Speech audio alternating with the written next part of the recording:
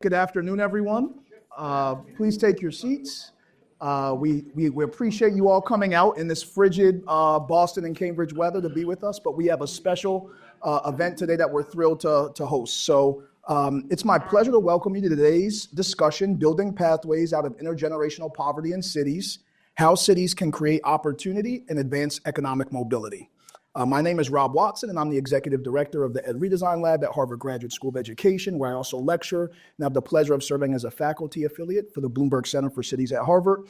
The Bloomberg Center, which is our host, is a hub for research, teaching, and field work that equips current and future leaders with tools to address complex urban challenges.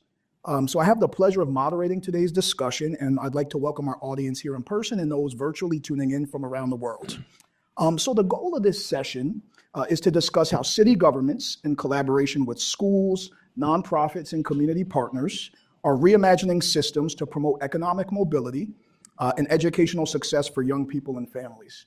Today, we'll learn from exemplary models in the city of Tulsa, Oklahoma, and Orlando, Florida, that are disrupting intergenerational poverty and transforming neighborhoods through cradle-to-career place-based innovations. But before we get started, I'm going to do some quick framing to help us understand the type of the work we'll be hearing about today. At the EdRedesign Lab, our vision is really to think about how can we create viable pathways for all children and youth, no matter the neighborhood where they grow up in, their background, or their family's socioeconomic status, how they can all have pathways to educational attainment, upward economic mobility, and lifelong civic engagement. And we're motivated by the idea that race, place, and income should no longer be determinants of who you get to be in life. It's well established, the declining trend of economic mobility in the United States. Our colleague Raj Chetty in the economics department and his team at Opportunity Insights have done really important research demonstrating that a kid born a little after World War II in the 1940s had a 90% chance of earning more than their parents in adulthood. Someone born in the 1980s, like me, it's a coin flip. And so we know that we have big issues in our country if we're going to make that American dream salient in today's time. To the right of that declining economic mobility graph, you see the neighborhood I grew up in the north side of Poughkeepsie, New York, a small city in the mid-Hudson Valley where someone like me who grew up in public housing from a low-income household, a low-income black male, goes on to earn $14,000 in my old neighborhood, has about a 50% chance of being incarcerated at some point in their life. And this is a small city, and in any city, we know there's that other side of town. There's that part of town where disadvantage lives most, where there's a lot of promise, there's a lot of people striving, but our systems have failed them. And so we're here to talk about how to reverse those trends. So at the EdRedesign Lab, we believe to really turn the curve on that declining economic mobility, we need to do two critical things. One, we need to do something called place-based cross-sector collaboration. We need to bring together institutions, individuals, programs, and systems committed to coming together to create a common vision for young people and families, prenatal to career.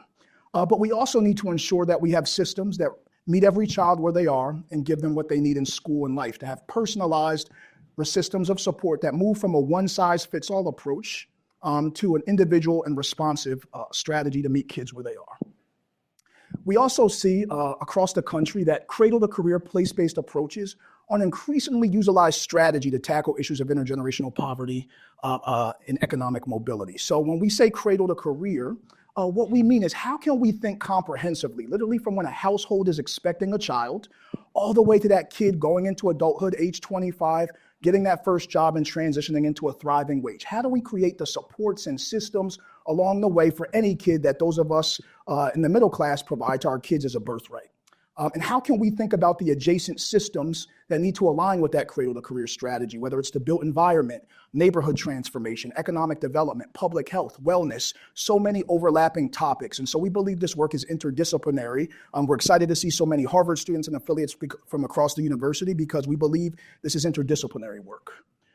It's also important to know that this work happens at different scales. So today we'll be talking about this work in cities. And we know in cities, work can happen at the city-wide level, but it can also happen at the neighborhood level. And often when we're trying to think about these solutions, we have to think at the hyper-local level because that is where disadvantage lives most. But we also know if we're going to change these systems, we have to work at the county level, sometimes at the state level and at the federal level. And so it's really important as we think about change, and we get into it with our panelists, how they're thinking at different units of change to create the change we care about. Something that for some of you who may be less familiar with the work we do is that this is a really what we see as an emergent field.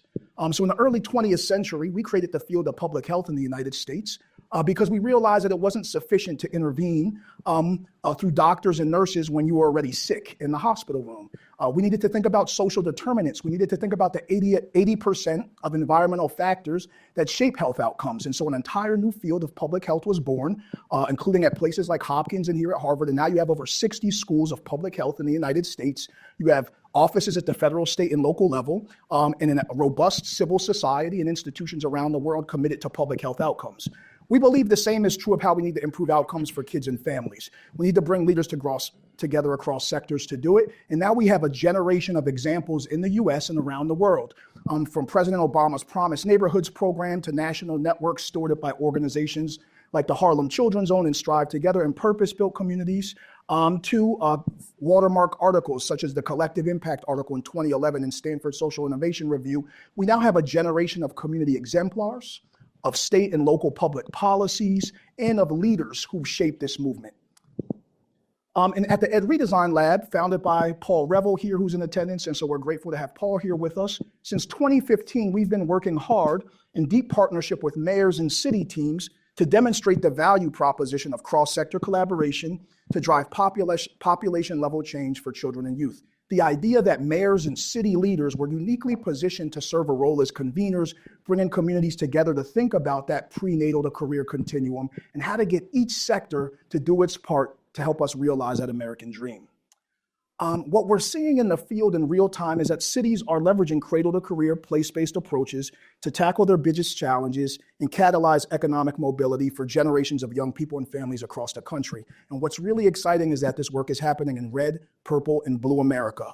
We've seen it in the work of Libby Schaff in Oakland, an alumnus of the Bloomberg City Leadership Initiative and of the EdRedesign Lab's By All Means Initiative. We've seen it in Dallas with the creation of organizations like the Child Poverty Action Lab, in New York City with the work of Every Child and Family Known, that is now going to be a major priority of the Mamdani administration. Here in the city of Boston, our colleagues here, and we have Aisha here from Boston Opportunity Agenda. Mayor Wu stood up the Children's Council. Kristen McSwain leads that. In San Francisco, we're seeing the Promise City Initiative, a first of its kind multi-neighborhood strategy to improve outcomes for kids with our friends at the Mission Economic Development Agency in the city of San Francisco. And we're going to hear from our colleagues in Tulsa and Orlando today about their transformative work. So this work is happening across the country. We hope it excites you. For our students in the room, we hope that we pitch you today on getting involved in this kind of work. So with that, we're going to hop right into it. And I'm going to introduce our star-studded panelists who are heroes and friends. So first we have with us Mayor Monroe Nichols, the 41st mayor of the city of Tulsa and its first African-American mayor. Mayor Nichols is focused on several key areas that he is prioritizing during his first term, including ending homelessness, improving student outcomes, expanding economic opportunity, and making Tulsa the safest big city in America, increasing affordable housing and improving relations and co-governance with tribal governance. He also brings over 20 years of experience as a practitioner in the cradle-to-career space. So let's give it up for Mayor Nichols.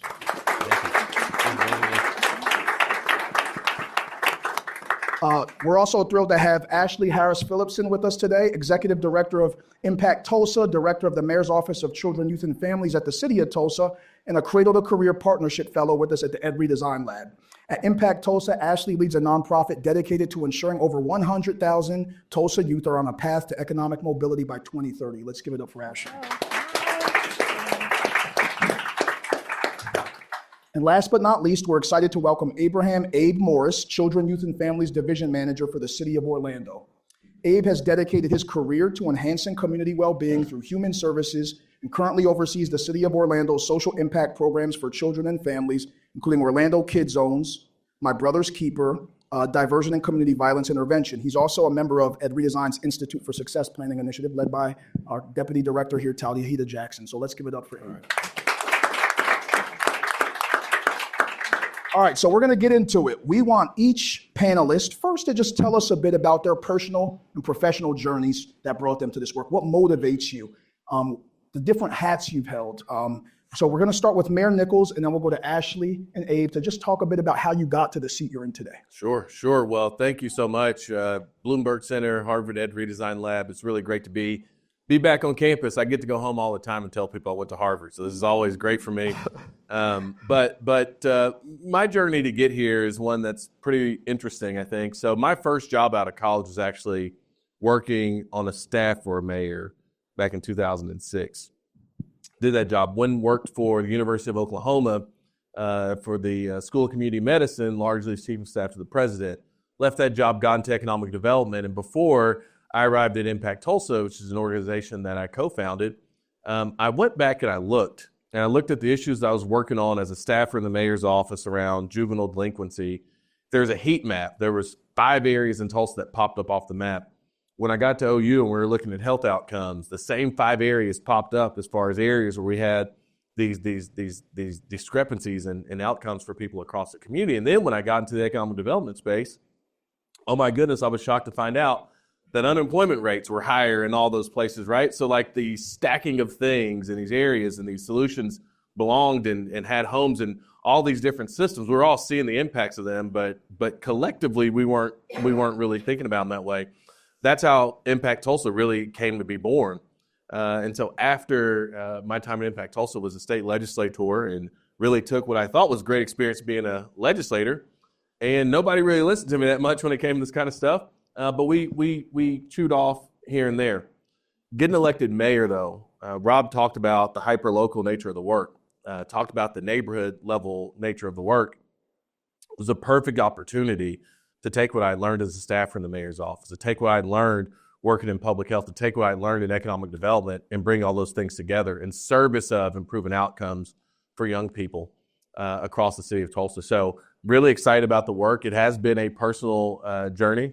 I'm not crying because I'm emotional. I'm crying just because my eyes are watering right now. But it really has been just an amazing track to say, like, hey, we don't do these things because they're nice to do or because they're a fad. It is because foundationally speaking, it is the only way to build an excellent city. I think it's the only way you build an excellent country. And so we really believe in this concept of neighborhood to national, and that is why we're engaged in this work in Tulsa, Oklahoma. Thank you, Mayor. Ashley? Hi, again, thank you all for having us.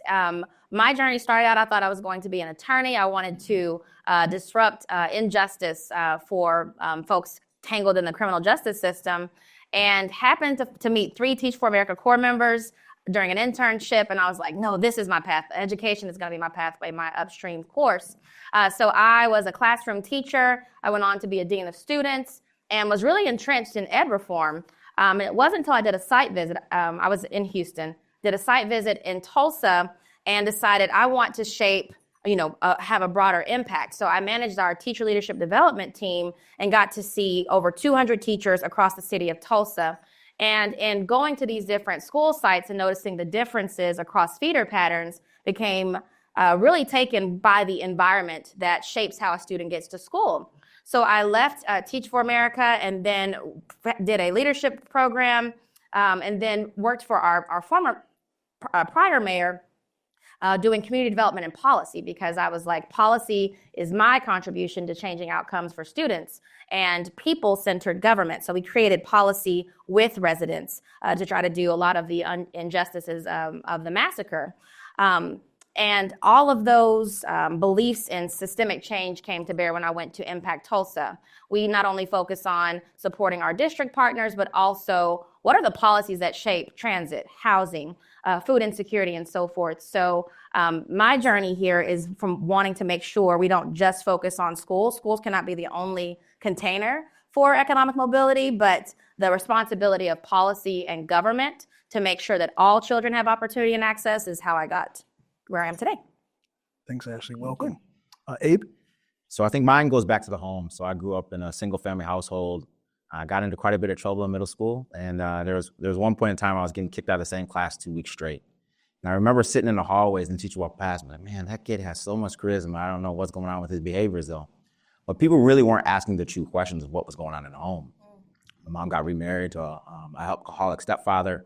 I was dealing with a lot of anger growing up. And there was one teacher, luckily made it to high school. There was one teacher pulled me aside. He said, Abe, if you don't do it right the first time, you're going to have to do it over anyways. I don't know what that was, but it stuck. Clicked.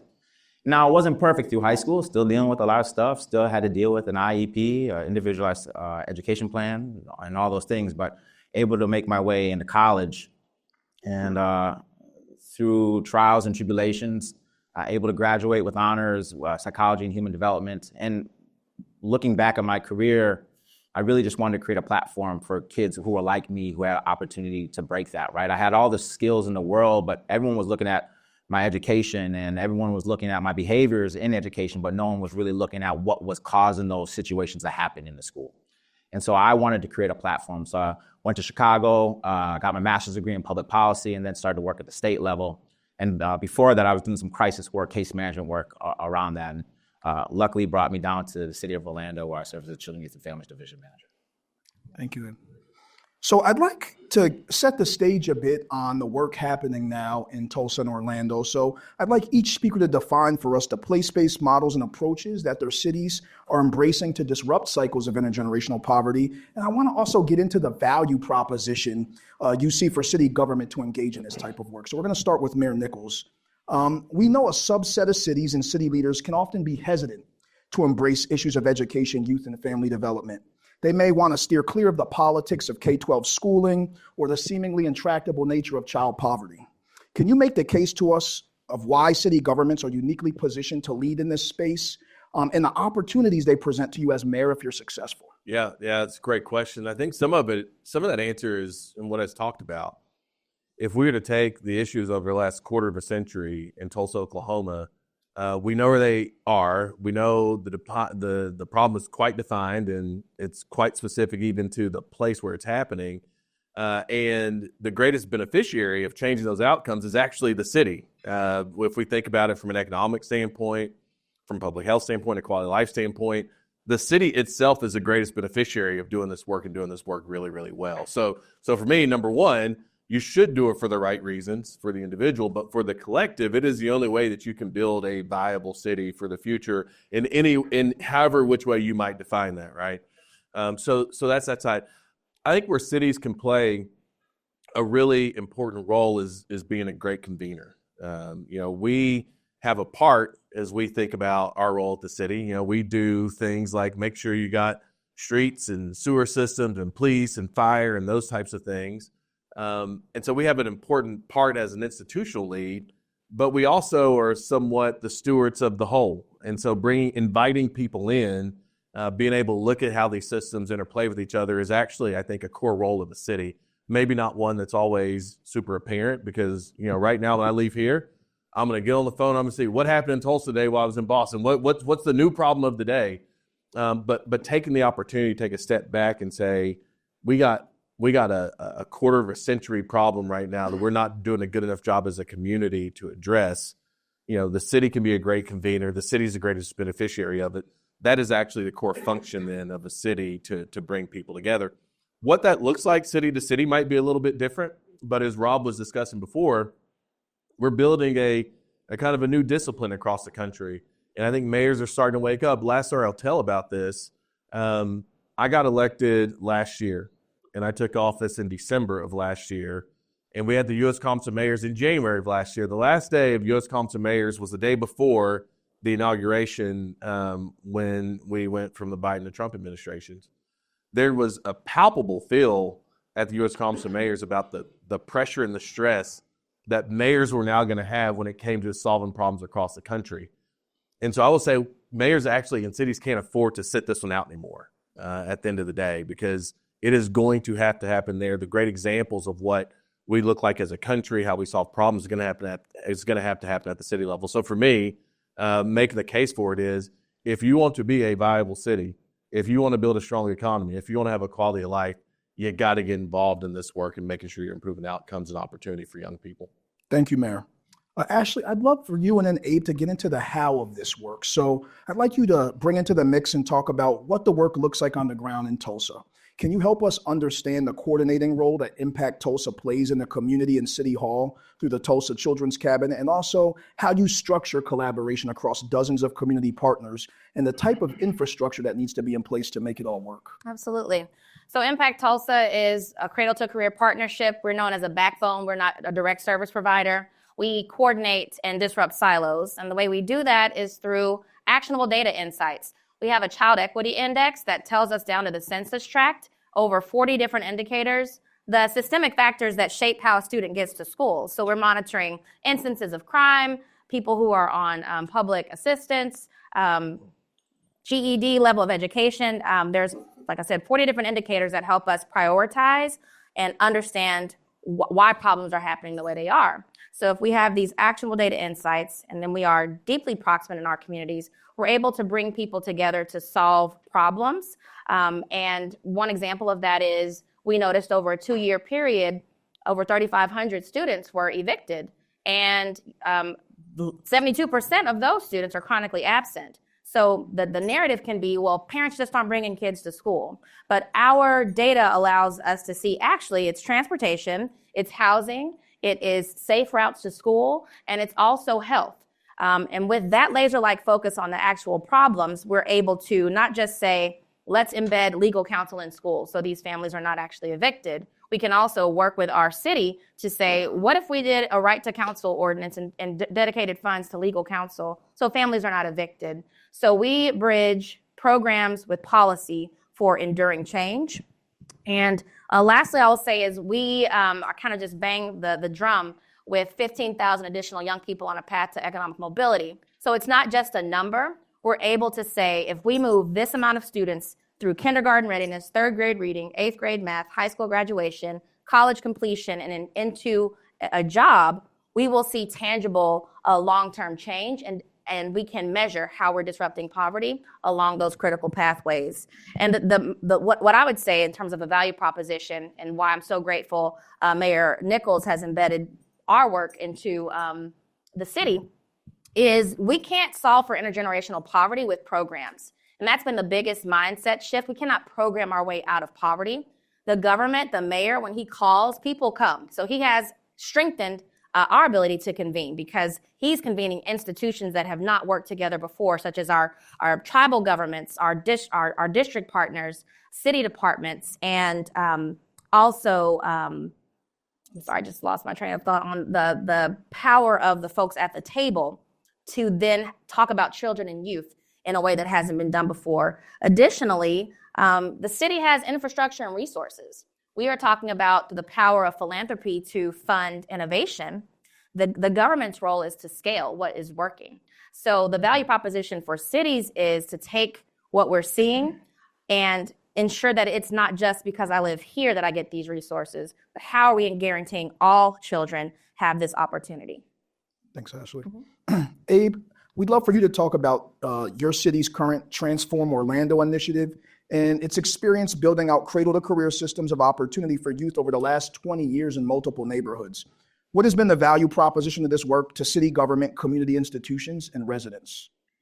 I mean, it's everything. It's why we see significant changes in our community. But it really started with place, right? Like, what is place space? It's finding where you're going to make your investment. Like, where in the city are you going to invest?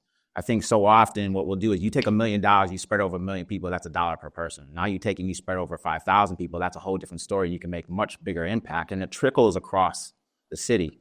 And so the city found one particular neighborhood with the Paramore community back in 2006. And with they secured a grant from the Robert Wood Johnson Foundation, and they matched that grant. It was $1.5 million over 3 years.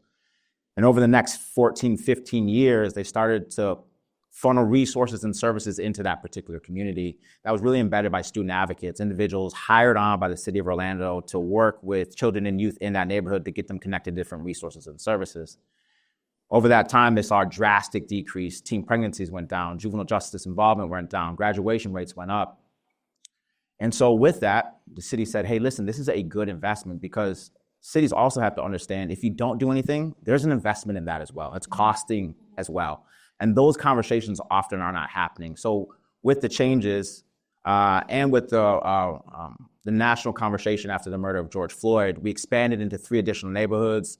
We started our My Brother's Keeper program across the city of Orlando, working with those individuals most likely to be suspended or expelled or involved in the juvenile justice system. We started a community violence intervention program. So it's driving deep, right? You got neighborhood level change happening, right? Where you pick a geographical location, and then can you drive into that neighborhood? So myself and Ashley might be living in the same neighborhood, but my needs are different than her needs. And we got to see that individualized and make sure we're planning accordingly for that individual to see whatever type of resources there are. 80% of an individual's time is spent outside of school grounds, right? Only 20% is in school. So whose responsibility is that 80%? You can have all the great social services in the world out there. If families aren't attending those social services, does it really matter? So what bridges the gap between community and social services and community and education? And I believe that's where local government steps into play. And that's why we see some of the great results here in the city of Orlando, is because we've taken that approach to identify the space and then drive deep into that space to make sure that every youth in that community, no matter what your needs are addressed. Thanks for that, Abe. So I want to get a bit more into structuring collaboration. We often joke and know collaboration is not free. And while we think collaboration is great, the Bloomberg Center has some great research on when collaborations fail and why, and how you can build resilience over time as a cross-sector collaboration. So, Mayor Nichols, I'd love for you to tee up how you think about institutional arrangements in the first place. When you took office, you decided to set up the Children's Cabinet, create a public-private partnership with ImpactTulsa. How did you think about doing that? Why did you do it that way? Can you tell us about that? Your thinking on long-term sustainability of what you're doing, and just what needs to happen for the work you're doing to last in the long run? Yeah. So, I always say, like, for me, from a leadership style standpoint, it's really driven on three things: clarity, consistency, and accountability, right? So we got to be clear about what we're doing. Everybody can recite in Tulsa the work that we're doing around children and youth. And Ashley mentioned 100,000.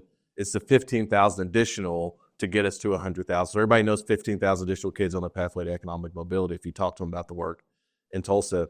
From a consistency standpoint, you don't cheat on laying the infrastructure to do the work well. The first year of the Children's Cabinet has been heavy processy, trying to move this group of superintendents and institutional leaders together before we even do a thing, right? Making sure that we're going to be able to meet the moment at any time. And the accountability part is always really, really critical, because we all have some level of accountability. We have different responsibility, but we all have a level of accountability, and when we all got to understand what that is. Dr. Johnson, who's the superintendent for Tulsa Public Schools, has accountability. Her responsibility is different from mine. I have accountability. My responsibility is different from her. So us all understanding those things is foundational pieces. The reason why I sought out to bring on an organization that had already done this work is sort of so we had some infrastructure that we had built over the course of, I guess, since 2014. So about 11 years, ImpactTulsa had been around doing this type of work.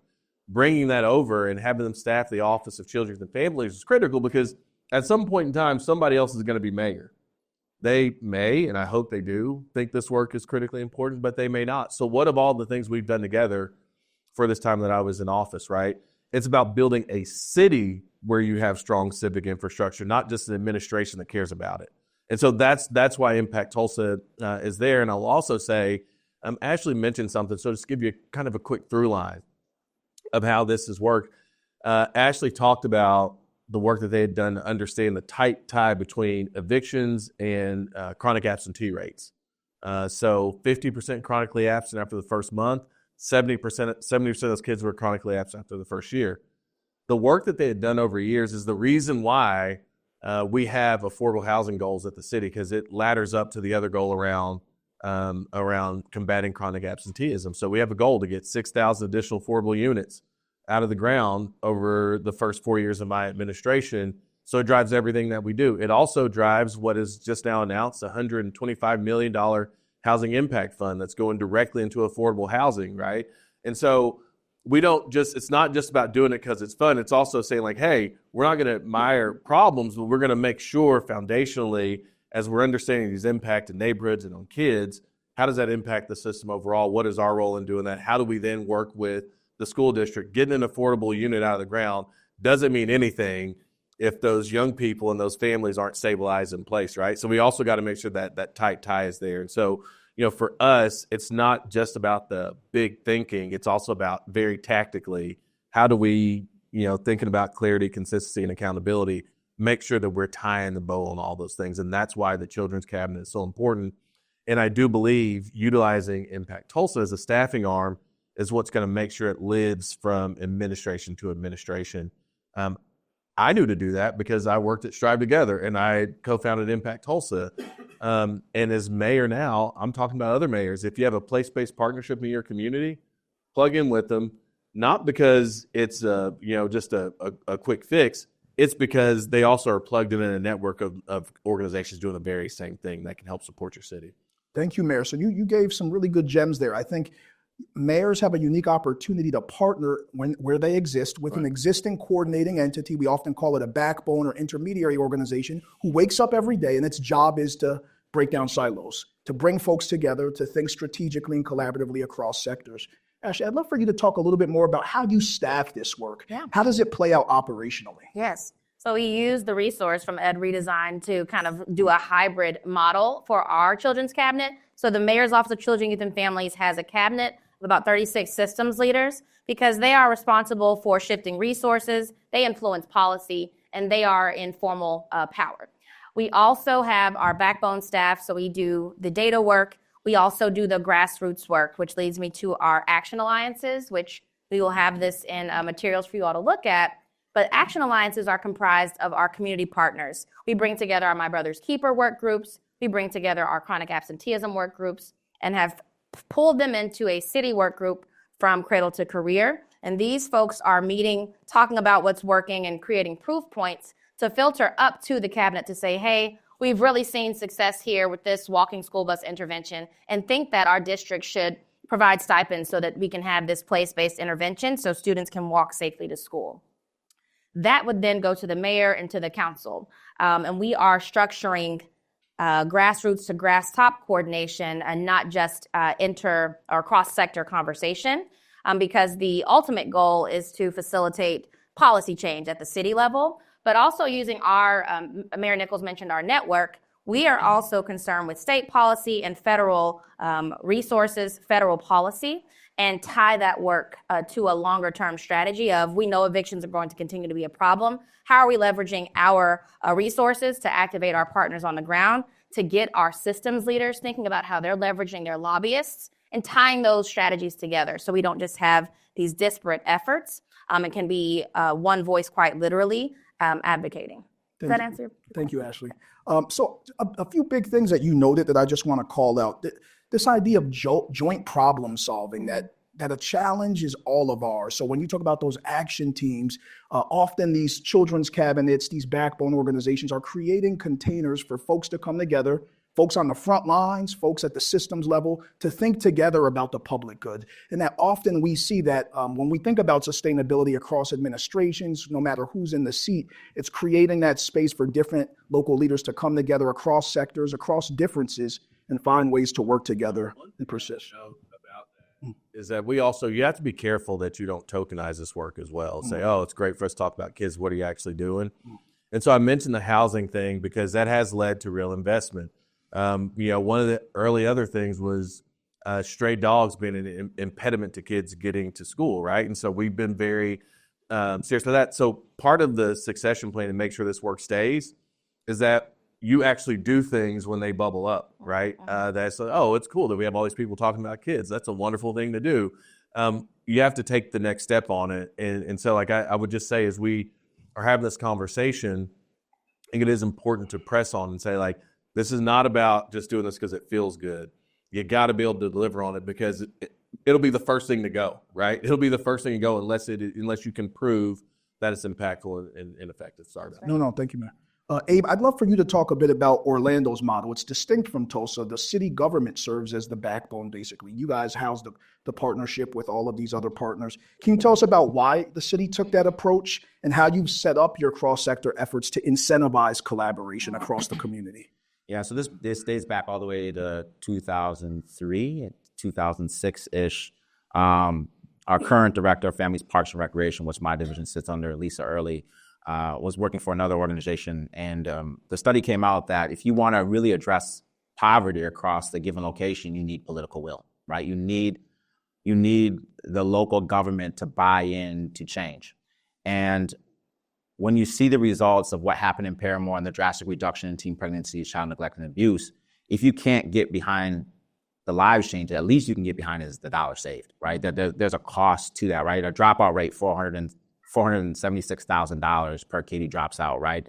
If there's a shooting that happens where there's an injury, that's $839,000. A homicide, $896,000. There's a cost to this as well. And so the city saw that and said, hey, listen, we need to address this. I think, and we'll get into this a little bit later, but I think there's also a standpoint where the city has taken the approach of this is a safety concern. This is a public safety issue. Not from policing standpoint, and I'm not here to say that policing is not needed. It's definitely needed. But the question is who's addressing the safety concerns for a mother who can't feed her children, or an individual carrying a gun to school because he doesn't feel safe walking his community. Like those individualized concerns need to be addressed, and that is a safety concern. And there's no amount of policing that's going to be able to address those issues because they start in the home. And so we have to really individualize that for the individuals in that particular communities to start to address it from a broader standpoint. A lot of times I talk to my staff and they'd be like, well, housing is an issue here. Safety is an issue. Well, how bad really is it? And until we start getting a wide range of individuals to start identifying what those issues are and how we can address it as a community, we really are just throwing money at a dartboard and hoping that it sticks. And that's not the approach that is best for our communities or best as taxpayers. And so we really took a direct approach by getting individuals hired on by the city of Orlando to go into those neighborhoods, build relationships, and then through those relationships, we're able to influence policy based off of what was stated by the families in those particular neighborhoods. Also, we work very closely with nonprofit organizations. So often a nonprofit says, I do this, and this. I said, no, do what you do very best and we'll pay you accordingly. I don't need you tapping into mental health space if you're good in outreach, or I don't need you tapping into the homeless services if you're good in the mental health space. So stay in your lane and I will make sure that you get the funds necessary to do that very well. And as a collective, we will see change in our communities. Mm-hmm. Thank you, Abe. So some big ideas there. I think one is how the city in Orlando was uniquely positioned to create the space for folks first in Paramore, now across multiple neighborhoods, to come together.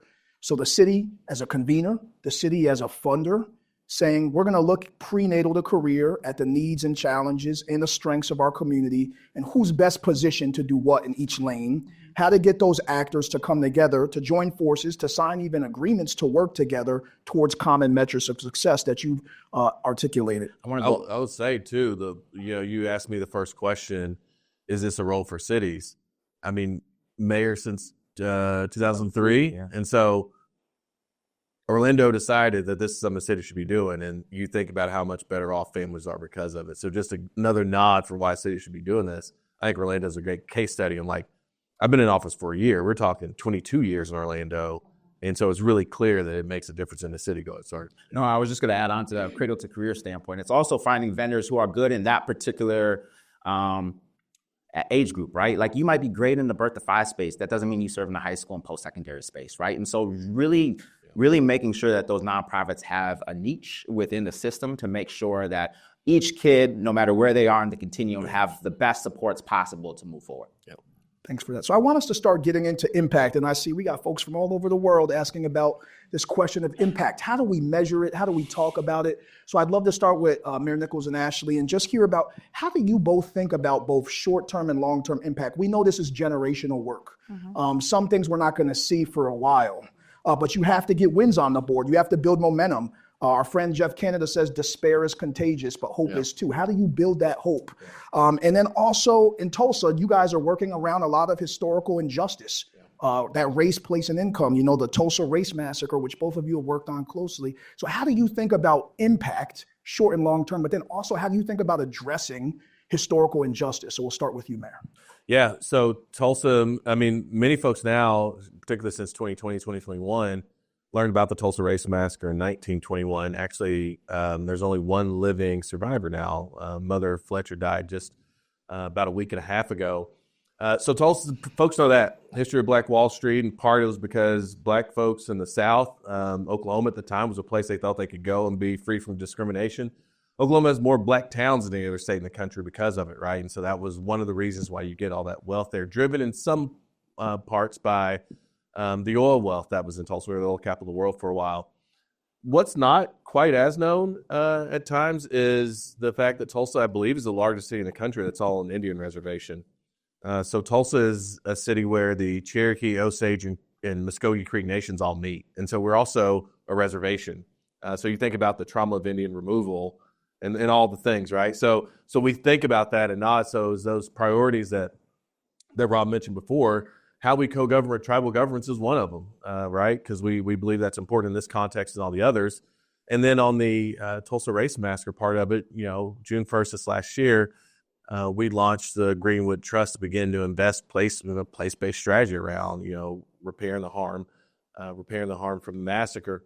But from an impact standpoint with this work, a lot of it is, you always hear, oh, it's going to take 30 years for us to turn this around. And there's probably some truth to that at times. But we see like these small and medium-sized tests of progress all the time. We don't ever talk about those. We don't think they're a big deal. The hope is contagious part is also around showing people that things actually did get better. Things got better because of your effort that we gave collectively. Because of that reason, I think we're going to find in this housing space, our contribution was putting forth some of the resources.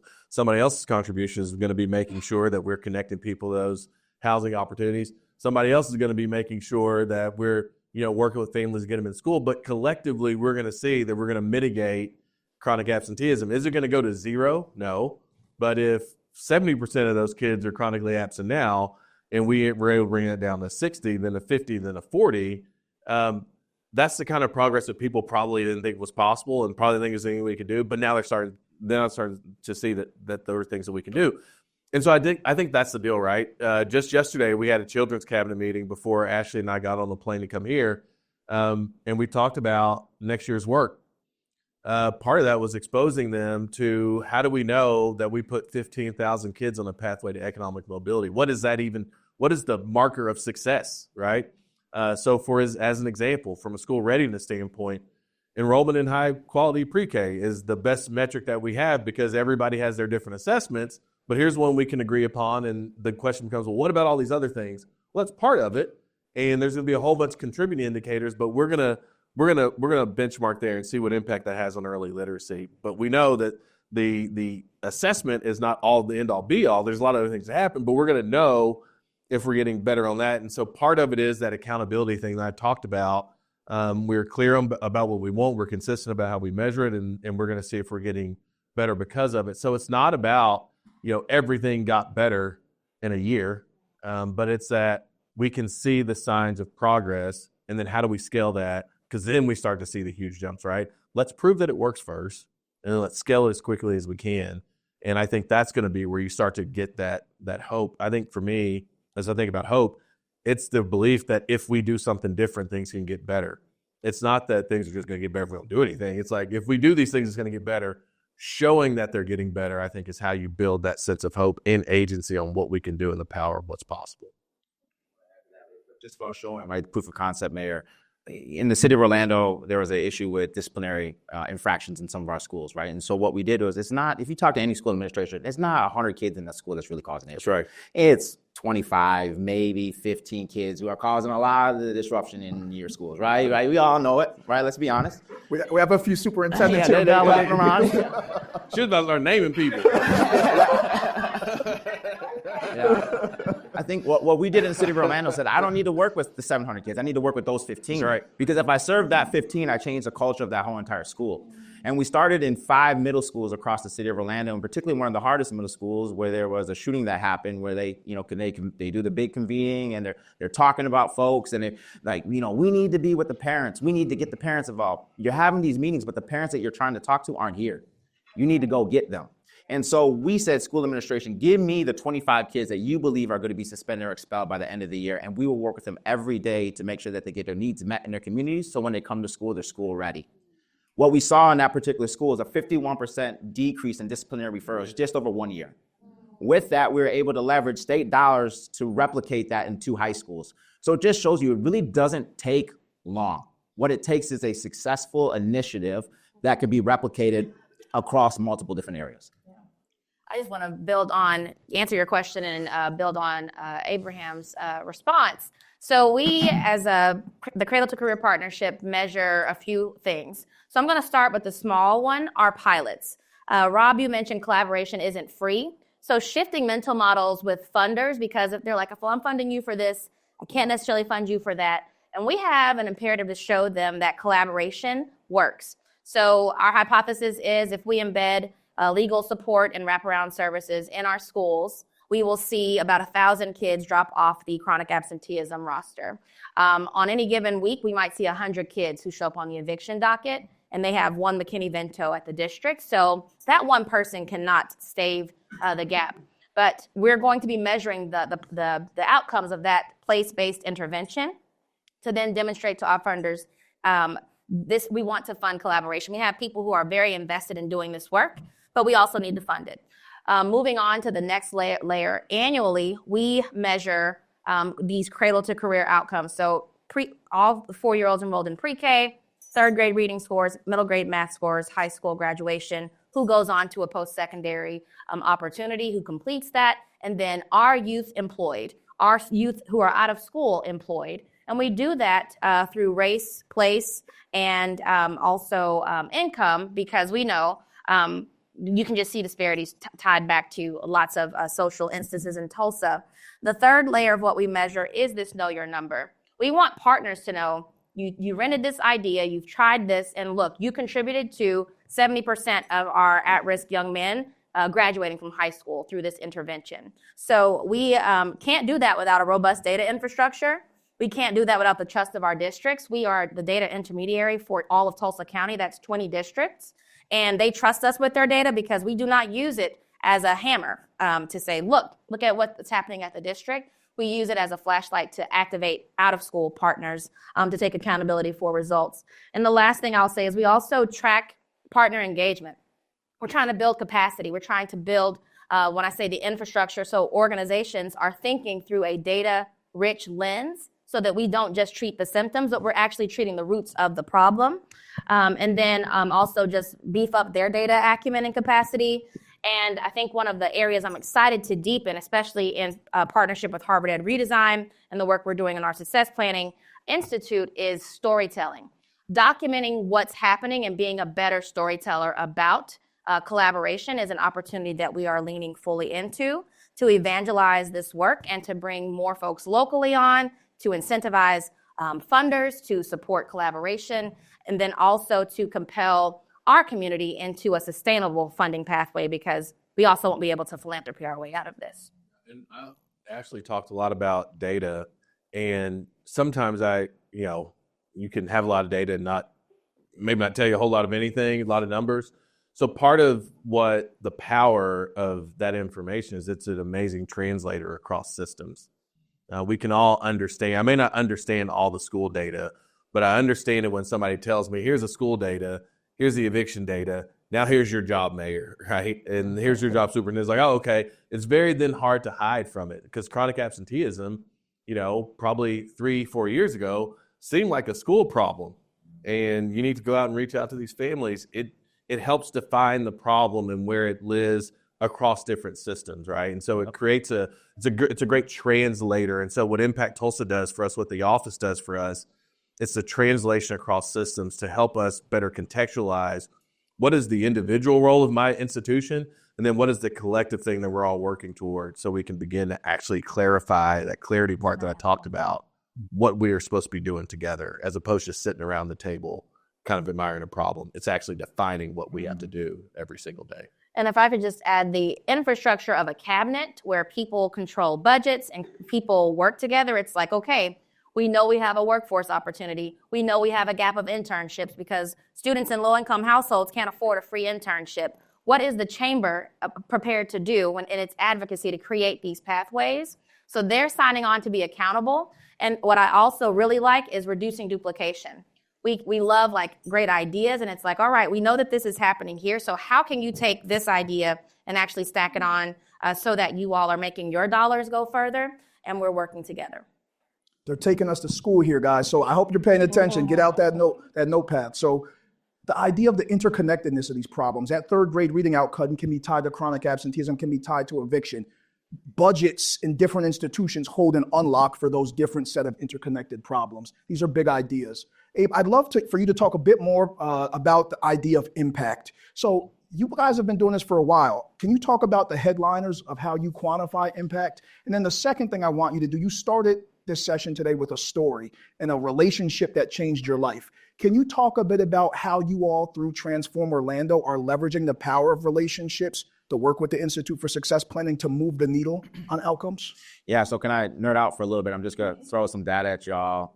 What's going on in the city of Orlando? So a reduction in reports of child neglect and abuse by 68%, reduction in juvenile arrests by 81%, reduction in teen pregnancies by 46%, reduction in shootings by 47%, gunshot wounds by 34%, homicides by 26%, 98% graduation rates for those who were on a student advocate's caseload, who had an individualized person walking with them along their journey.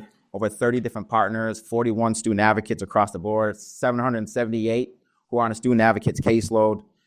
$15 million are invested each year to these programs. We analyze and we think that we're getting our return on investment about $80 million, 5 times fold, right? And so we think that this impact is making a huge difference, not only in the lives of the individuals we're working with every day, but to the pockets of taxpayers as well. Those are some of the... That's a mic drop. Let's give it up for that. Let's give it up for that. Hey, man. All the marketing material says Orlando's the happiest place in the world. Go to Disney. We're trying to. Abe, can you also talk about the relational aspect? Because I think this is a big idea. You teed it up. You talk about that advocate piece, but this is a big part of your strategy. So I'm going to share a story of a young man I've been working with for the last 3 or 4 years, and it'll talk about the importance of relationships. I'll go back in his story. He's allowed me to share the story. I'll go back in his story. Mother got pregnant with him at 13 years old, had him at 14. Daddy was incarcerated for second-degree murder before he came out the womb. Mama was in the streets. Cousins were in the streets. Uncles were in the streets. All he knew was street mentality. And his mama was jumping around from house to house. So he was already getting in trouble in elementary school. It escalated into middle school where he was getting into fights and getting suspended for multiple periods of time, getting kicked out, expelled, going to alternative schools. Picks up his gun charge in 9th grade. Loses one of his closest friends in 12th grade when he's graduating. Ends up graduating. At 22 years old, on his birthday, he loses his best friend to gun violence. He talks about when he lifted up his shirt in the parking lot to roll his friend over, he could see the smoke from the bullet holes coming from his best friend's chest on his birthday. You talk to him, he didn't receive services until the age of 22.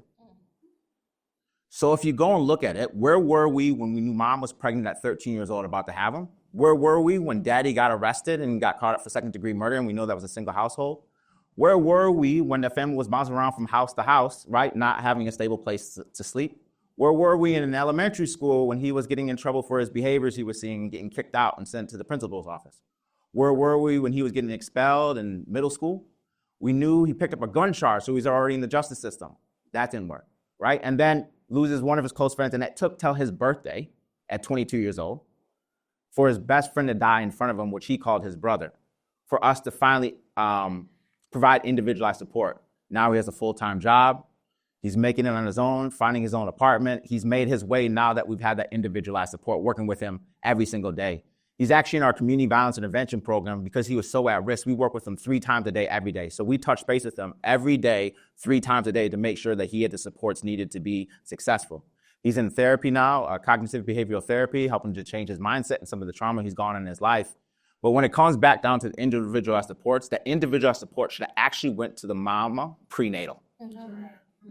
That's where it's integrated, and that's where the Cradle-to-Career comes in. Because you're not going to catch everyone at birth to 5, but can you catch him down this path to start diverting it from where they think they're going to go? Because if you look at the justice system, they're already planning on you being in a bed in 3rd grade, depending on your behaviors, right? So if we see that happening, why isn't there systems in place to get them out rather than just watch them? And so I think as a society, that's where local government comes in. And that's the reason why I believe success planning, individualized plan for the people we're working with our community is so important. Because if we don't, the cost that it has to that family, and it ripples. It ripples. And we are just one generation away from breaking generational poverty. I hope we understand that. I think we think it's such a big issue. But when you individualize it, it's one generation. I'm one generation away from poverty. And that changes it for the future to come. But I needed someone to step into my life and change it around. And I think for the individuals who are more affluent, they have that originally. You have mom, dad, sister, brother, cousin. You had someone to look to. What happens when you don't have that individual? Would you be in the seat you are today? I don't think so. I wouldn't be here if that one person would have pulled me aside. And I think we got to start talking about that for those individuals that don't have that mentorship on a consistent basis. Thanks for that, Abe. Let's give it up. So we're going to pivot to audience Q&A in just a moment. I'm going to ask one more question. So if folks want to head over to the mic that'd like to ask questions, I'll also field one or two from our colleagues across the world tuning in virtually. So I want to ask one more question. Show me the money. Show me the money. How do you pay for this stuff, Mayor Nichols? Let's get into the money. Yeah. How do you pay for this? Yeah. How do you blend and braid the public and private dollars needed to meet, as our friends at Blue Meridian say, problems of scale with scale? How are you thinking about that? How are you leveraging what you can do with your public sector firepower, but also attracting private capital? How do you think about philanthropy from the national to the local level? How are you pulling it all together? Yeah, I mean, I spend a lot of time talking to national philanthropy about these things. I've been in a lot of spaces. We've been in some of those spaces together. But I also recognize, and I think what Abe said is so important, why would anybody invest in your community if you yourself aren't investing in yourself, right? Like, so, you know, one of the things we're working on right now is actually a sales tax proposal to invest $15 million into some of these strategies. I mentioned the Housing Impact Fund, which is $125 million into housing, but this 15 is directly into the high impact strategies that Ashley was talking about before, right? And some of it is having to convince some of my colleagues, counselors that this is an important investment for a city to make. So our goal was actually to get that advance, which I think we will. We've hit some headwinds. We'll be okay though. We'll get through that.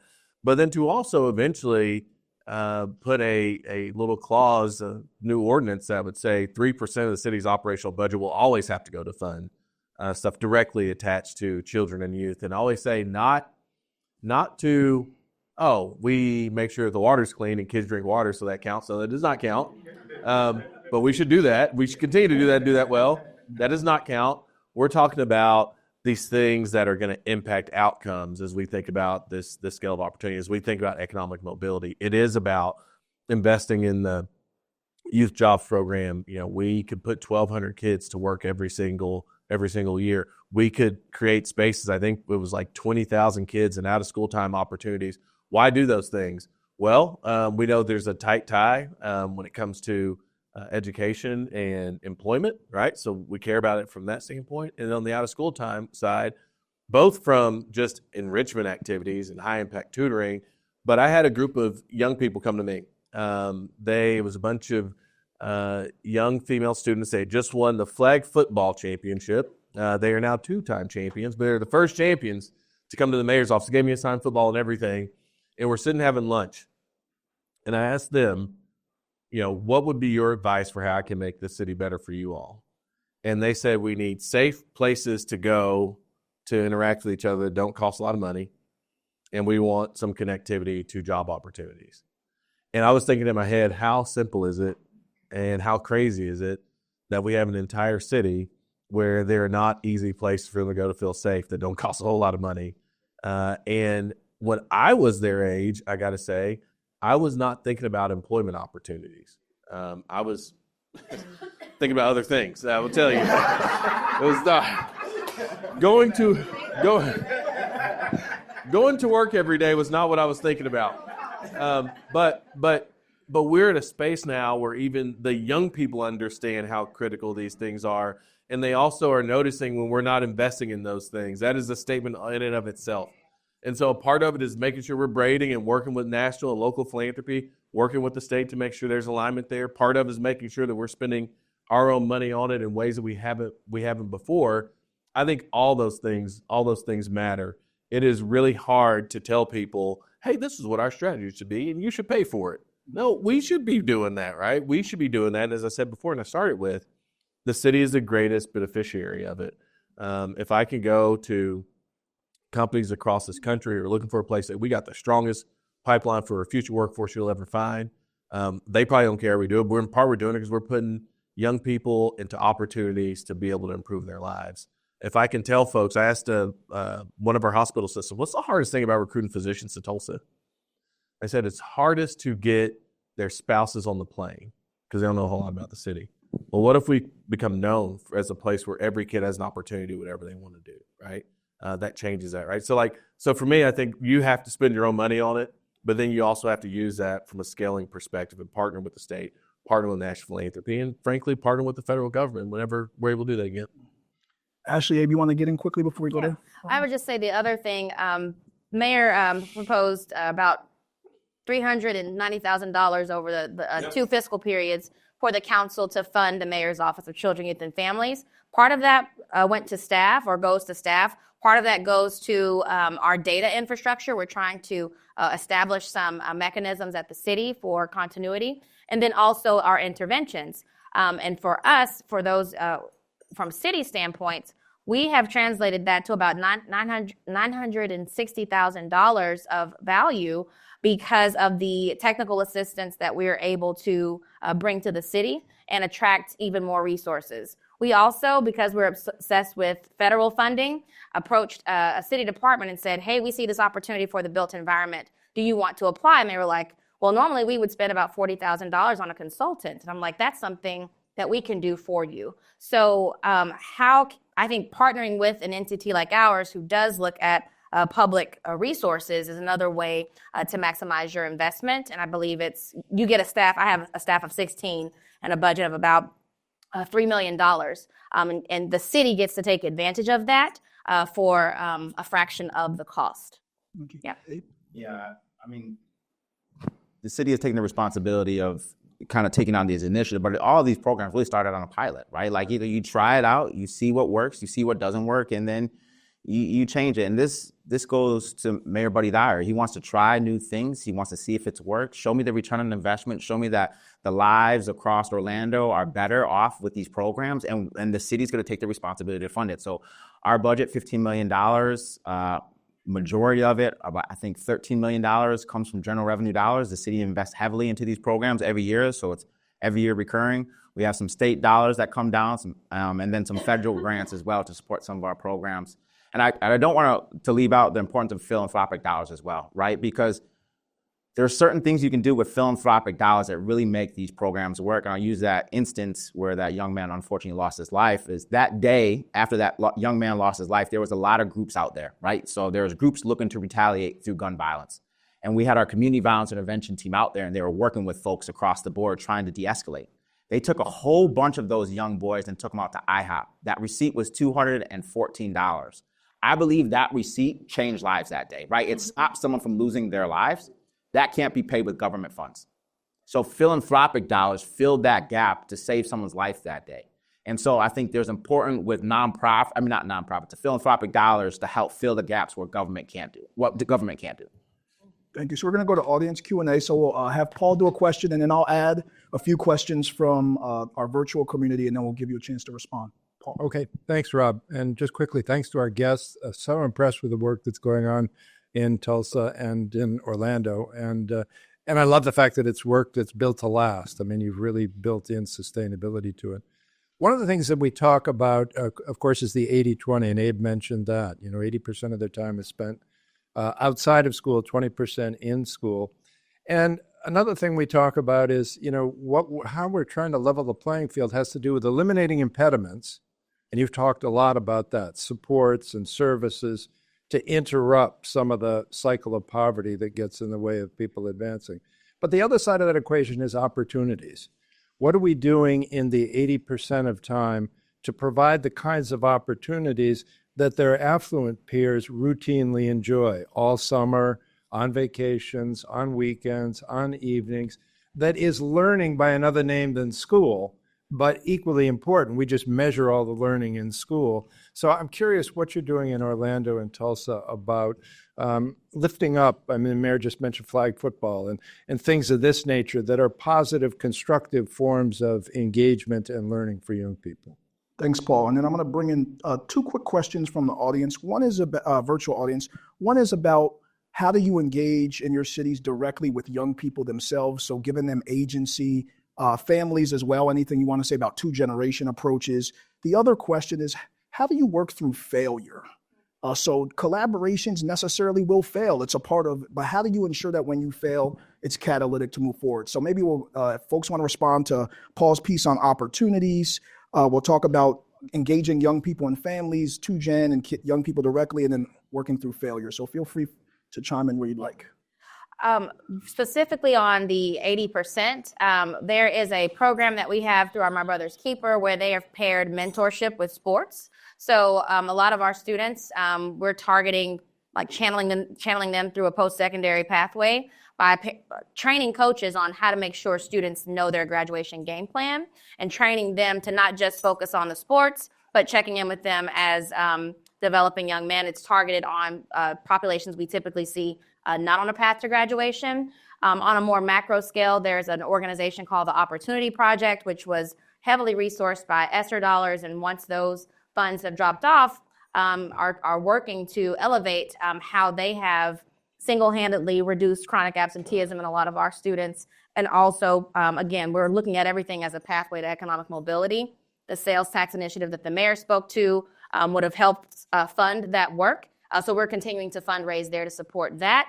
And the third, out of school time, again, anchoring in a mayor jobs program as a pilot, but thinking through, we have a Fuse fellow that came on this year to actually build an ecosystem. We have pockets of opportunity for young people to get apprenticeships, internships, and experiences, but not a codified opportunity. So those are, I would say, the three big headlines to your point.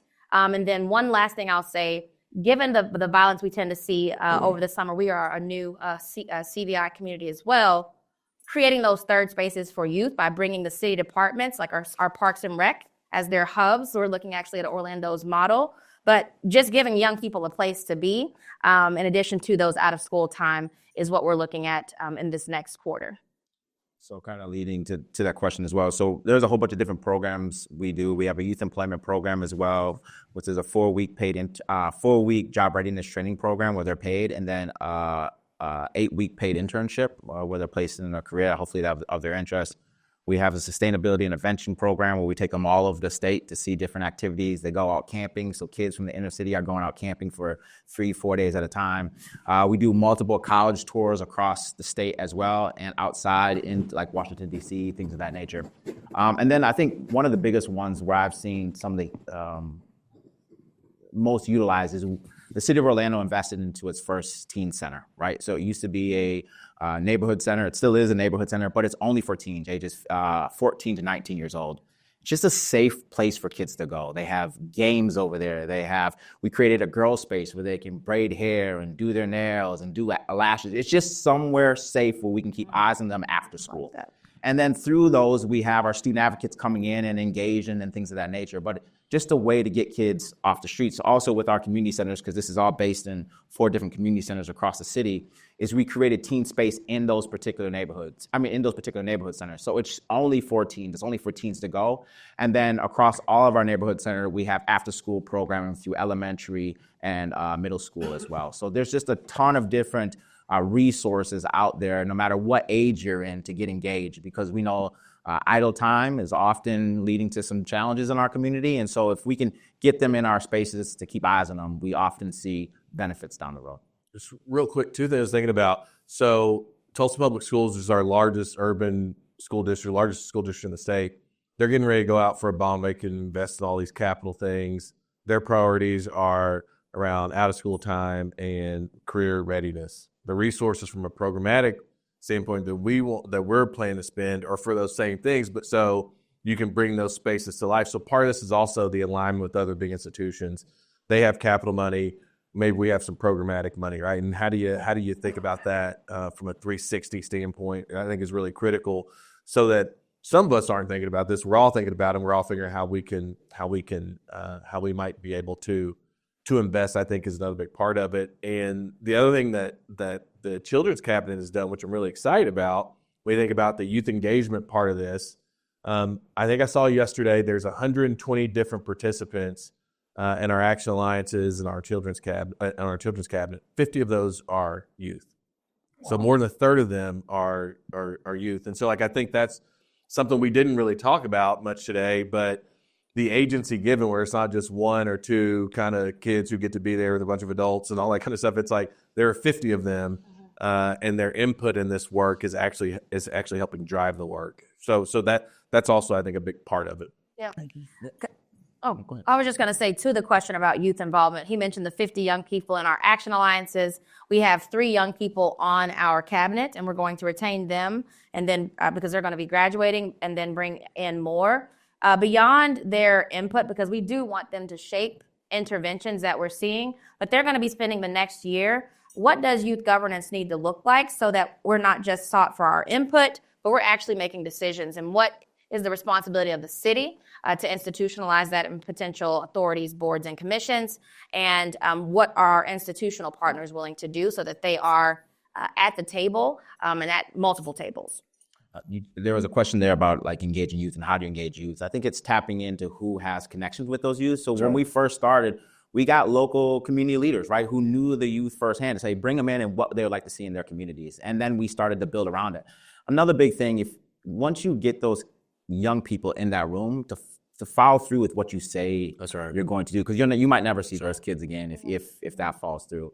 But there's also this informal standpoint with youth as well.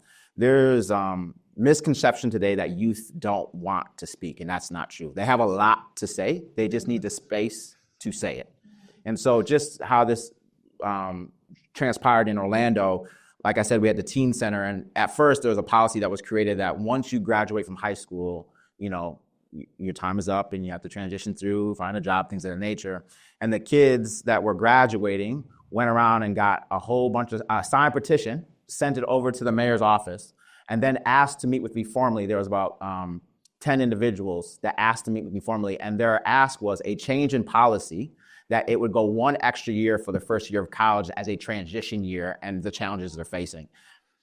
That kind of advocacy only happens when you open the door and let youth speak for themselves. And because of that, we were able to expand it for 1 additional year for those youth. It's just an empowerment piece. You need to empower youth to speak up, and then because of the power we hold within government, show that change can happen once they do speak up. This is a slightly funny story we probably have time for, Bob. I'm going to tell you anyway. So I'll make quick. So talking about youth that don't want to speak, so I went to, it was Hill High School, one of the high schools in Tulsa, and I'm going to speak. This is actually maybe right after I got elected. And there's a group of kids who were off to my right who just like were not paying attention, engaged. I said, well, what do you want changed about your school? And it was school lunches was like the thing. And I was like, well, you should talk to your student council. Like, well, we don't know who they are. And they raised their hands, which is great, until they said, well, how did you guys become, student counselors? I didn't vote for you. And it's like, that's not great. And they're like, well, we paid, $30, do this and that. You got to pay to run for student council. So what was crazy is it was almost like January 6th, like at Hill High School. But it was like these kids who discovered, oh, we have agency in how decisions were made, and all of a sudden now we want to know how it's done. Yeah. And I guarantee you there were more candidates for student council after that, but more kids attending them. They didn't know when the meetings were or anything like that. And so what was interesting is when they felt like, oh, I do have a voice in this school, and these folks are representing me. And I was like, well, let them talk first before I kind of feel bad for them. But I do think that is so critically important, is to make sure that you're hearing them and then do what you said you're going to do. Like kids, once they understand how a system works, they can begin to figure out how it goes when they recognize that somebody's willing to listen. But I remember the Hell Hive when you said they want to talk. They were not interested in what I had to say until they found out that student council was there and we can talk about school lunches. And I have no idea what I did to the staff at Hill High School. I pray for them every day, but they were on it after that. Thank you, Mayor. So we have to close out. So I want to give each of you a chance to provide some closing reflections, both advice you have for city leaders that might be interested in doing this kind of work, or how they might get started, and also to young people, to students in this room and around the world who want to pursue a career in something like this but might not know how to get started. So we'll start with Ashley and we'll work our way down to Mayor Nichols. I would just say prioritizing relationships first. We would not be able to do this work as a Cradle-to-Career partnership or even Mayor Nichols without the trust of people who show up when you call them, and to lean into this idea of a mayor's office of children, youth, and families, and also just collaboration. I can't diminish the power of community voice. It is very helpful to create a demand because the community says it, not just because a mayor says it or because this executive director at a nonprofit says it. When we talk about short-term deliverables, because we're on a funding cycle as a nonprofit, we have a grant report due versus the enduring finances of a government. Being both pragmatic and relentless, we are committed to 15,000 additional young people on a path. And I believe like cities should be responsible for holding that line of sight until we're all marching in lockstep. And in addition to being pragmatic, this is urgent work. It's not acceptable that any student is not on a path to have a great job and a living wage because we did not have the courage to do what needs to be done to get folks to and through high school. I would also say this work requires agility. We talked about what do we do with failure. We study why we failed. We evangelize why we failed, and then we make a case for trying something different and help people understand that improvement is iterative. We're not ever going to be perfect, but we can learn and move forward. And then lastly, I would just say to young people, your voice is most important and can change things much quicker. I would say children and families. So from a city standpoint, I just ask cities, how are you giving young people a platform to actually speak to their experience? Are your city council meetings accessible? Are your departments ever having an audience with residents in a neighborhood? And that's where I'll just stop. I could go on and on, but thank you.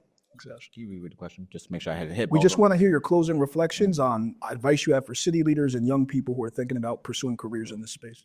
I mean, I think for city leaders, don't let analysis become your paralysis. Sooner or later, you have to try something, right? Sooner or later, you gotta move. If you ever done an exercise where you have to build like the straws and the tape and you build it up and people wait till the last minute and they try to build it together and it usually falls over, right? And you gotta try something first. And then for the students in the room, there's a lot of different ways to get into this field. It's brand new. You can get it through the educational space. You can get it through psychology, human development, sociology. There's a lot of different areas to get into this work. And I think that this field is going to change the way we look at human services across the country. I think it's the glue between social services and education. And I believe through these services, we're going to break generational poverty in the near future. Well, once again, thank you, Rob, and everybody here. Thanks for showing up, everybody. I think my advice to other mayors first is commit to doing this work. It's critical that you do it, right? Even if you're unfamiliar with it, there's enough body of evidence that you know how to start to engage, and you even if you have to feel your way through it. So I think that first part's the commitment to it. I think the folks who are looking to engage in the field, find a community and just go there. I think the next big federal program that's out there is going to be informed by the work that's happening in all these cities. And so if you want to go work on large scale change, you better go find you in Orlando or a Tulsa or wherever to start to get that foundation of how this stuff works, right? Because it's going to be, something that we invest billions of dollars in the future, if you know right now. Promised Neighborhoods was that at one point. What started as, a thing in little old Harlem became hundreds of millions of dollars in the way of a federal program. I think this is going to be very similar.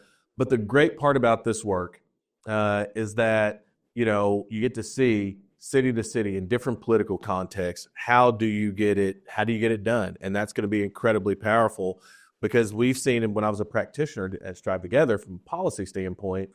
We come around the table. It seems like a lot of kind of left of center type ideas in some ways. The greatest successes we have from a policy change standpoint were in red states. Because we were talking about return on investment. We were talking about high impact and that we're talking about data and evidence, right? So this is something that is going to be able to kind of cross political lines in the way that we do it, but we're going to have those great examples of just how it works. And if we do that, it's going to be the wave of the future. So Abe mentioned, the pathway out of generational poverty. I think it's there. It definitely will start city to city, but eventually it will be kind of the medicine that's used in a big federal program that's going to be designed to attack poverty in neighborhoods, and you'd be on the starting wave of it right now. Thank you, Mayor. Let's give it up for our panelists. So I also want to extend sincere gratitude to our partners at the Bloomberg Center for Cities at Harvard and EdRedesign. Let's give it up for them for pulling this great event together. We hope this has whet your appetite. You can use those QR codes to follow, sign on to our newsletters, track other opportunities to engage. And I'll just leave you with a few quick closing thoughts. One, we hope we've convinced you that cities are a place where you can play in the sandbox and really get things done to reimagine what's possible for a generation of young people and families. We hope you've gotten to see a glimpse of the interconnectedness of our challenges and opportunities prenatal to career. And we hope we've talked to you about the power of relationships, that all of us sitting in this room and around the world can trace back our success to someone who helped us, a caring adult who gave us a shot in the arm. And so what if every kid had an opportunity to do something like that? So with that, thank you. Thanks for being with us on this frigid New England day, and we'll see you soon. Take care, everyone.